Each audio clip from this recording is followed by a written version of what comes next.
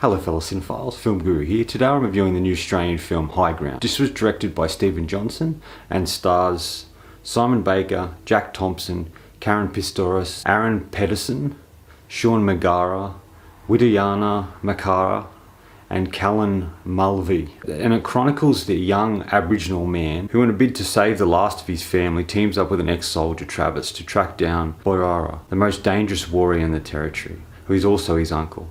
As Travis and Gatik journey through the outback, they begin to earn each other's trust. But when the truths of Travis' past actions are suddenly revealed, it is he who becomes the hunted. I really liked this film. I was impressed by it. It's good to see. It's one of the best Australian films I've seen in a while.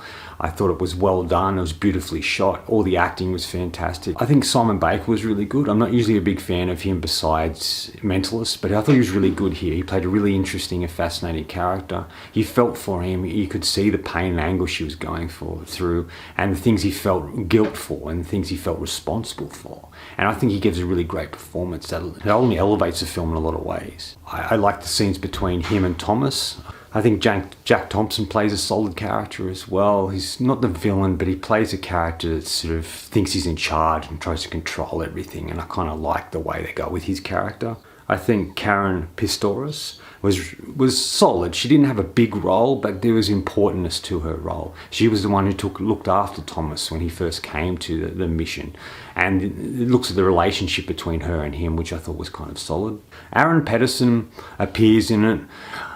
He doesn't serve a lot of purpose, and he's sort of a little bit of a throwaway character, but his presence and performance is still solid. Callan Mulvey is solid, I think, here as well. He sort of plays an interesting character, as a character I haven't quite seen him play before. He's usually known for playing a lot of villains and shows up in big budget films, but it's good to see him have a sort of a character with a little bit more meat, and a character that is not all bad but not all good either, and there's a conflict within him, and he's a very fascinating character to watch, and Callan does a really great performance here. I think Sean Mangara, who plays Baywara, is really solid as well.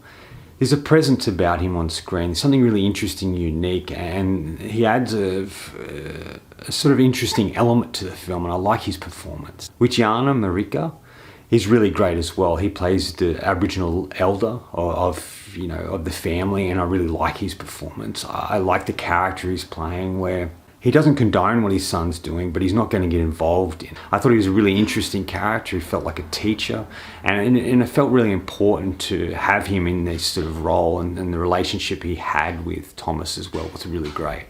And I thought the introduction of Jacob Jr. Nying'u is really great. He plays Thomas. There's a real sensitivity to him. He doesn't say a lot, but he conveys a lot on his face and his emotions, and you can see the pain and anguish he's going through. I think he was very important to the film. He's a character we latch on to besides Simon Baker's character Travis, and he's the character that we see the world through, and it also looks at a coming of age story for him. He ultimately is split into two worlds. His heritage, his Aboriginal heritage, and where he came from and the family that he has, and also the white man's world, where he struggles to find his place in both or either of them, and sort of has to forge his own way forward and be the person he wants to be, and to find his place once again. I thought all these aspects were really interesting. I like what they did with his character. I liked the relationship he had with Simon Baker's character Travis, and the connection that they formed, the anger he feels and what's transpired when the truth comes out of what happened to his family. And it really looks at the conflict he feels within himself, and what he wants in life, and who he wants to be, and to find his direction, to find the person that he thinks he could be or wants to be.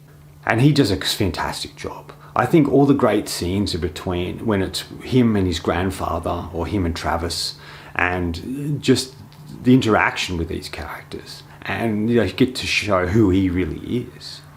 I like the scenes between him and his grandfather, and when they sort of come face to face with Jack Thompson's character. The opening sequence in this is quite shocking, where the loss of Thomas's family, and I found both anger and frustration to it, and a sadness. Because these things did happen. This is a fictional film, but these things did happen. Aboriginals were murdered and attacked, and it's just horrific to watch on screen. I felt such frustration and anger towards that thing, but that's what happened, and it's so tragic. I think what this does that's a little different to other sort of Australian films dealing with like this period of history is it sort of isn't as heavy and dark as it could have been.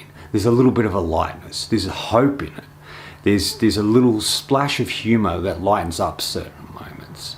Yes, there are violent things and dark things that happen in it, but it's just not as bleak as we might see in this sort of world. There's a lot of hope. There's things can get better. There's people trying to redeem themselves for things they think they've done wrong and feel guilt for. And it's really about people trying to right some wrongs in the world. And I like that, and I thought that was very important. It was beautifully shot. The scenery was fantastic. Some really beautiful shots of the country.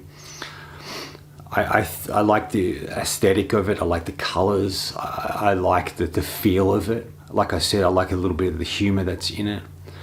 There's conflict you feel for characters, which I thought was great. And you get behind certain things, and then you see things from different points of view, and it sort of shifts your perspective and your ideas of what you think's right and wrong, and I really like that as well. I think the director's crafted a really tragically beautiful film, and I'm really impressed with this.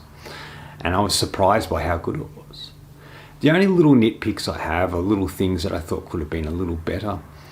There are some throwaway characters, some characters that didn't serve a lot of purpose, that could have served a lot more purpose in the film had they been allowed to evolve their characters a bit more. And I thought this let the film down just a small bit, because there's just characters that interact with the main characters we just don't care about. They don't really add anything to it, they're just sort of there, or they're a bit wasted, and I thought that was a little disappointing. There are a lot of cutaway shots, so something's happening and then we cut away to other shots. I think there's too many of them. It distracts from the story that the director's trying to tell. The cutaways are fine. Some of them work and serve a purpose to the story and what's going on, but I think there's just too many of them that distract a little bit. But besides that, I thought it was a really interesting film. It was hard hitting, and I really loved the way that it was executed and brought to the screen. I'm going to give High Ground 4 out of 5. And I just thought overall it was a really engaging and fantastically made film. Anyway, that's all from me today. Thanks for watching. I hope you enjoyed this video. And if you did, please subscribe down the bottom. Follow me on Facebook. Otherwise, until next time, enjoy the movies.